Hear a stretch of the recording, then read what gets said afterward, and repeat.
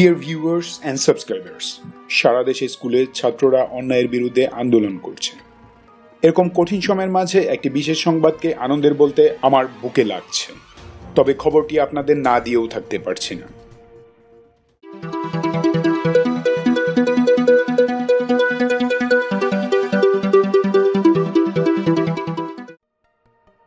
খবরটি হলো বাংলাদেশ এয়ারফোর্সের একটি টেকনিক্যাল টিম রাশিয়া থেকে ফিরেছে।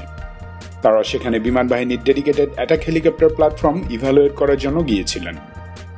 এয়ারফোর্সের উচ্চপদস্থ কর্মকর্তারা রাশিয়াতে Mi-28NE এবং Mi-35M হেলিকপ্টার ইন্সপেকশন করেছেন। এছাড়া গত মাসে এয়ারফোর্সের পাইলটরা Mi-24 এবং Mi-28 নিয়ে ফ্লাইও করেছেন।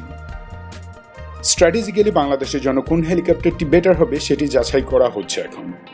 ডিসিশন ফাইনাল করে খুব শীঘ্রই অর্ডার প্লেস করা হবে। প্রাথমিকভাবে 8 থেকে 12টি অ্যাটাক চপার কেনা হবে।